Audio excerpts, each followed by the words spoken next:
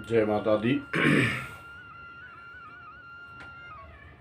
जैसा कि आपको ज्ञात है, चैत्रीय नवरात्र प्रारंभ होने वाली हैं, तो उस पर एक विशेष वीडियो लेकर के आपके सिद्धि ज्योतिष परामर्श केंद्र यूट्यूब चैनल पर मैं डॉक्टर ब्रह्मानंद शर्मा आज हाजिर हूँ।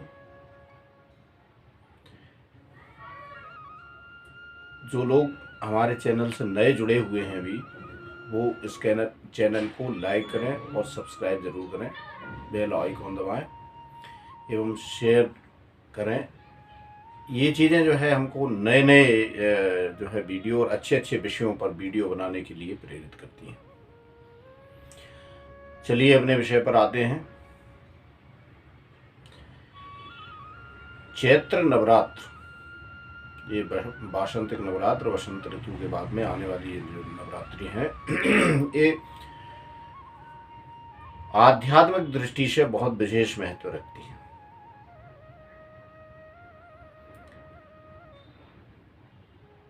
सामान्य रूप से जो कथाएं प्रचलित हैं उनमें सबसे मुख्य और जो श्रेष्ठ है, जो हमें आध्यात्म तथा एक हमारे आराधना करने के लिए, उपासना करने के लिए प्रेरित करती है, वो कथा है। सबको ज्ञात है, जो दुर्गा सप्तशती में मार्कंडेय पुराण में वर्णित है। उसके अनुसार महिषासुर नाम का एक राक्षस पृथ्वी पर उत्पन्न हुआ। उसने बहुत तपस्या की और ब्रह्मा जी से वरदान प्राप्त किया कि मैं देव, दानव व पृथ्वी पर रहने वाले किसी भी मनुष्य से मेरी मृत्यु ना हो, मैं उनसे न मारा जाऊं। और ऐसा बलशाली वरदान प्राप्त करके वह महिषासुर नाम का राक्षस तीनों लोगों में आतंक मचाने लग गया। तो देवताओं को भी बहुत परेशान करता था और देवताओं को स्वर्ग से उसने अपने स्थान से च्युत कर दिया, स्थान से अलग कर दिया। तब देवताओं ने मिलकर के और उपाय सोचा। सभी देवताओं ने मिलकर के जो उनके अंदर की शक्ति थी उसी को तेज के रूप में बाहर निकाला, बाहर जो है प्रकट किया। तो सारे देवताओं का जो तेज पुंज था वो पर्वत के आकार में जो है वो प्रकट हुआ।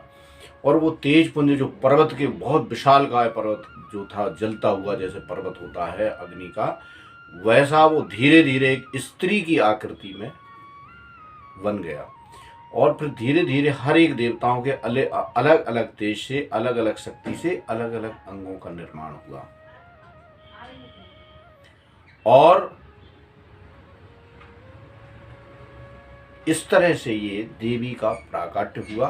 फिर देवी ने उन महिषासुर की समाप्ति के लिए भयंकर युद्ध किया और वो दिन 9 दिन तक चला, चैत्र शुक्ल प्रतिपदा से नवमी तक। तो ये जो है, और इस तरह से महिषासुर का उन्होंने वध किया। विभिन्न जो है ना, बहुत सारे राक्षस उसमें आए थे, है ना। तो उन राक्षसों की समस्त सेना का वध करके महिषासुर का वध किया। तो ये जो दिन है, ये 9 दिन, वो देवी के पराक्रम के, उनकी महिमा के विशेष दिन है। इसलिए इन चैत्र नवरात्रि को विशेष रूप से मनाया जाता है। इसमें विभिन्न प्रकार की साधनाएं की जाती हैं, मंत्र सिद्ध किए जाते हैं। और आपको एक बहुत रहस्य की बात हम बताना चाहते हैं कि जो व्यक्ति देवी का आराधक होता है, नियमित आराधना करता है, उसको दोनों चीजें जो है उपलब्ध हो जाती हैं, योग और भोग। सांसारिक सुखों का उपभोग करते हुए व्यक्ति मोक्ष को प्राप्त हो जाए, ये शक्ति की आराधना द्वारा सहज संभव हो जाता है ना। बात को बहुत ध्यान से आप सुनिएगा और इस पूरे इस वीडियो को आप देखिएगा तो आराधना का क्या महत्व होता है। और जो बात हम बताते हैं वो बहुत शास्त्रोक्त है और बहुत सारे विद्वानों ने, है ना, बहुत सारे ग्रंथों में जब आप पढ़ेंगे और उनका मथन करेंगे तब उनसे ये रस निकल के आता है। वो बात हम आपको बता रहे हैं कि जो देवी की आराधना करते हैं, है ना, जैसे वशिष्ठ जी ने बताया है अपने ग्रंथों में कि ऐसे लोग पृथ्वी पर हैं जहाँ पर दुर्गा सप्तशती जैसा ग्रंथ उपलब्ध है और व्यक्ति निर्धन कैसे रह जाते हैं। अर्थात दुर्गा की आराधना करने वाला व्यक्ति, दुर्गा सप्तशती का पाठ करने वाला व्यक्ति कभी निर्धन रह ही नहीं सकता था। ये प्रमाण दिया है वशिष्ठ जी ने। अच्छा, इसमें लोग व्रत उपवास करते हैं। व्रत उपवास और उपासना, है ना। यद्यपि इन शब्दों पर अपन विशेष कभी जो है ना अपन एक वीडियो बना के डालेंगे। अभी अपना मूल जो उद्देश्य है वो ये है कि आप चैत्र के नवरात्र अभी प्रारंभ हो रहे हैं, तो ये जो हम एक वीडियो की श्रृंखला आपके सामने प्रस्तुत कर रहे हैं, इसमें ये बताना चाह रहे हैं कि आपको इन चैत्र के नवरात्र में क्या क्या आराधनाएं आपको करनी है और किस तरह से प्रारंभ करना है। बहुत बिल्कुल मूल बात बताते हैं जो जनरल बोलचाल में लोग कहते हैं कि हमें घट स्थापना करनी है। घट स्थापना कब करना चाहिए, है ना। घट स्थापना करना माने आपको दुर्गा जी की आराधना जो है, जो आपको उपासना करना है, उसका प्रारंभ करना। घट मतलब कलश की एक स्थापना करना। व्रत और उपवास, उपवास मतलब क्या है, कुछ लोगों का वैज्ञानिक मत है ना। और अब तो ये वैज्ञानिक रूप से जितनी जितनी चीज़ों पर पहले वैज्ञानिक हंसते थे, उनको लगता था कि शास्त्र तो बड़े कपोल कल्पना है और ये तो गपोड़े मारते रहते हैं। अब उनको ये बात समझ में आई, व्रत करने से कैंसर जैसे रोगों का शमन होता है, लेकिन वो व्रत सही तरीके से किए जाएं, है ना। और वो तरीका वही है जो शास्त्रों में बताया है और जो प्रमाणिक था ऋषियों का। ऋषि क्यों 200-200 साल जीते थे, बिल्कुल निरोग रहते थे। तो अच्छा, आप ये देखिए कि आपका अगर शरीर निरोग है तो आपका मन प्रसन्न रहेगा। जब पृथ्वी सूर्य के पथ पर घूमती है तो उसके 4 पड़ाव हैं और यहाँ पर विशेष रूप से 4 ही प्रकार से ऋतुओं में परिवर्तन होते हैं। तो 4 नवरात्र होते हैं, उनमें से 2 बहुत ही मुख्य हैं और ये दोनों, एक होता है शारदीय नवरात्र जब शरद ऋतु का प्रारंभ होता है, एक चैत्रीय नवरात्र अभी जो आ रहा है मार्च में। तो ये जो मार्च में आता है, अभी गर्मी का जो प्रारंभ है, तो इस समय आपके शरीर में बहुत सारे रोगाणुओं का, विषाणुओं का, ऐसी चीजें जो आपके शरीर को रुग्ण बनाती हैं, उनका बड़ा आक्रमण शरीर पर होता है।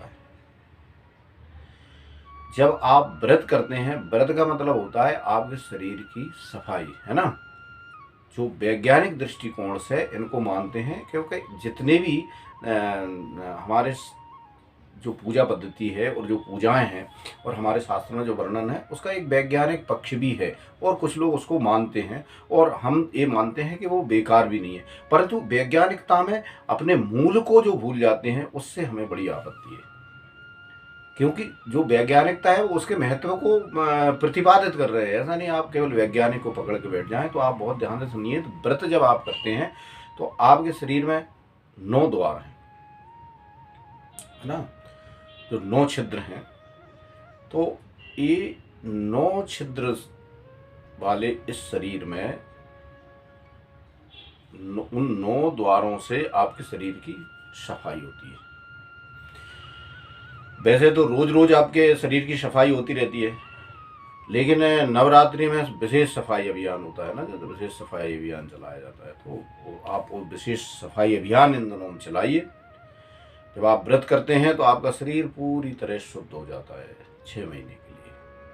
फिर जब अगली नवरात्र आती है तो फिर वही उपवास पद्धति। तो इस तरह से वो जब आपका शरीर निर्मल हो जाएगा, मलहीन हो जाएगा, तो फिर क्या होगा कि आप निर्मल स्वस्थ आप रहेंगे तो आपकी बुद्धि स्वस्थ रहेगी। मन, बुद्धि, चित्त, अहंकार, ये जो चित्तवृत्तियाँ हैं, ये धीरे धीरे सब निर्मल होने लगेंगी ना। आपका शरीर स्वस्थ रहेगा तो आप ज़्यादा अच्छी से उपासना करेंगे। तो इसलिए जो कुछ लोग व्रत करते हैं, व्रत भी करें। विशेष रूप से घट स्थापना की बात की जा रही है, वो चैत्र शुक्ल पक्ष है ना, इसमें प्रतिपदा के दिन किया जाता है। तो चैत्र शुक्ल पक्ष जो प्रतिपदा है वो 1 अप्रैल यानी शुक्रवार को लगभग 11:53 पर जो है उसकी शुरुआत है, प्रारंभ है, और वहां से लेकर के वो 2 अप्रैल में दोपहर 11:58 तक रहेगी। अर्थात जो एकम है, प्रतिपदा है, वह सूर्योदय काल में रहेगी 2 तारीख को, शनिवार को, 2 अप्रैल सन 2022 शनिवार के दिन ये सूर्योदय उदयकालिक तिथि रहेगी। इसलिए 2 अप्रैल से चैत्र नवरात्र प्रारंभ होगा। और इस दिन जो लोग सुबह घट स्थापना करना चाहते हैं उनके लिए समय होगा 6:10 से 8:31, 6:10 से 8:31। तो ये जो लोग जो है सुबह सुबह कार्य करते हैं, सुबह सुबह जो घट स्थापना करने की इनकी पूजा की तैयारी जो है ना जल्दी एक दिन पहले, वैसे तो बहुत दिन अभी से अपन लोग तैयारी जो है प्रारंभ कर देते हैं। तो जो सुबह करना चाहते हैं, दोपहर में करना चाहते हैं, वो 12 से 12:50 के बीच में कर लें, ये उत्तम रहेगा। इनमें आप घट स्थापना कर लें और फिर अपने देवी की आराधना आरंभ करते हैं, है ना। पूजन सामग्री विशेषकर जो है एक ऐसा स्थान जहाँ पर आपकी देवी की एक तस्वीर या प्रतिमा होना चाहिए, है ना, सुंदर, या तो नवीन नई खरीदना है तो नई खरीद के ले आए। देवी की चुनरी चाहिए, कलावा, चंदन, है ना, बॉर्डर गुलाल, ये सारी चीज़ें जो है ना होना चाहिए। शहद, पंचामृत, है ना, देवी के स्नान कराने के लिए। फिर कुछ ऐसी किताबें होना चाहिए जिनका आप पाठ करेंगे, ये पहले से आपके पास होना चाहिए या उनको आप खरीद लें, है ना। जिनमें दुर्गा सप्तशती की जो किताब है वो बहुत ज़रूर होना चाहिए। दुर्गा स्तुतियों की किताब होना चाहिए, आरतियों की एक किताब होना चाहिए। तो ये किताब में है ना। अच्छा, इसमें लाल रंग के सफ़ेद रंग के वस्त्र होना चाहिए जिनमें आप पीठ की स्थापना करें दुर्गा जी की, है ना। एक थोड़ा बड़े आकार का, और अगर आप अखंड ज्योति जलाना चाहते हैं तो वैसा दीपक होना चाहिए, है ना। और वो दीपक बुझ ना पाए, क्योंकि अखंड ज्योति मतलब खंडित ना हो, तो ये आपको चाहिए। फिर इसके अगरबत्ती, धूप बत्ती, है ना। फिर रोज नित्य नैमित्तिक, है ना, जब आप आराधना करते हैं तो उसमें दीपक जलना चाहिए, कर्म साक्षी दीपक कहते हैं उसको। उसके लिए रुई और दीपक, ये सब सामग्री आपके पास होना चाहिए, है ना। और अगर संभव हो तो एक हवन कुंड होना चाहिए जिसमें आप, है ना, धूप से हवन कर लें। तो इन सब सामग्रियों को पहले से जो है इकट्ठी कर लें। इन 9 दिनों में 9 देवियों का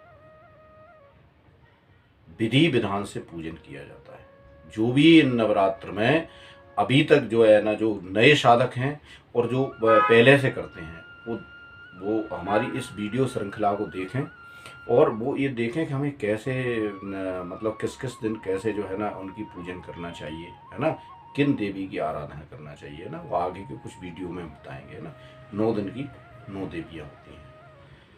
तो आगे का जो वीडियो होगा उसमें हम बताएंगे कि वो 9 देवियाँ कौन कौन सी हैं और उन 9 देवियों का किस प्रकार से हमें पूजन करना चाहिए, है ना। और आराधना का हमारा विशेष उपवास पर जो है ना था कि उपवास करने से हमारे शरीर को क्या होता है।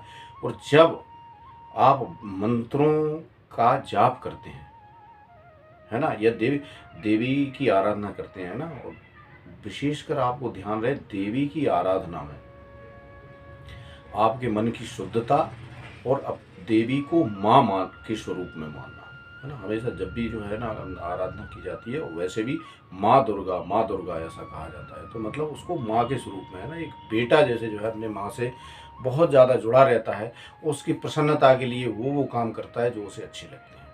तो वही की वही जो चीज़ें हैं वो आप इनमें मातृत्व भाव से देवी की आराधना करें, है ना।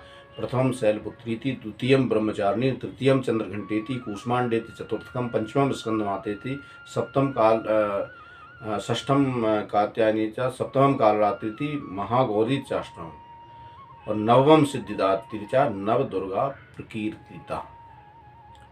तो ये जो है ये देवी महात्म्य में जो है वो वर्णन है कि ये 9 देवियों का वर्णन आया है उनमें। प्रथम शैलपुत्री थी, पहला दिन शैलपुत्री का होता है, यानी जो आपको जिस दिन घट स्थापना होगी उस दिन शैलपुत्री का दिन रहेगा। तो ये जब आप आराधना करते हैं और वो कौन कौन से मंत्र हैं जिनके द्वारा आप विशेष अपनी कामना की सिद्धि, कुछ सकाम सिद्धि जो है जो करना चाहते हैं ना। आराधना वो 2 प्रकार की, एक तो आपने जैसे मातृत्व भाव से माँ की आराधना की तो आपको सारी सुख शांति धन वैभव सब अपने आप प्राप्त होता रहता है। पर कुछ लोग जो विशेष जो है जो चाहते हैं कि हमें केवल संतति प्राप्ति के हेतु आराधना करनी है, या हमको सिर्फ धन प्राप्ति हेतु आराधना करनी है ना, तो वो आराधना करें, है ना। और निश्चित तौर पर, क्योंकि हमारे शास्त्र में लिखा है तो होगा ही। ये बात जो है, अगर कोई भी व्यक्ति इसका खंडन करता है तो आप समझ लेना वो धर्मद्रोही है। ये बात समझ करके और पूरी तरह से, क्योंकि पुराण जो है वो वेद की आत्मा है, वेद का हृदय स्थल है।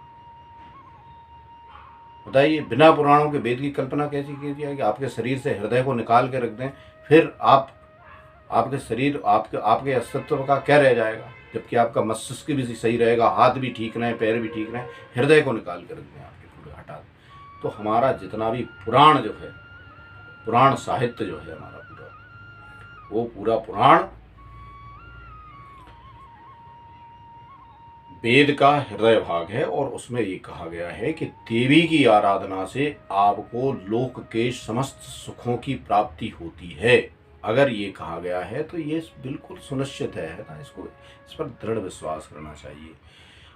जो ऐसे वीतराग संत हैं जिन्होंने सब कुछ त्याग दिया है, जिनको भगवान प्राप्त भी हो गए हैं, जो भगवान जिनको प्राप्त हो जाते हैं उनको हम अक्सर बोलते हैं ब्रह्म साक्षात्कार संत। ऐसे ब्रह्म साक्षात्कार कई संतों से हमने सुना है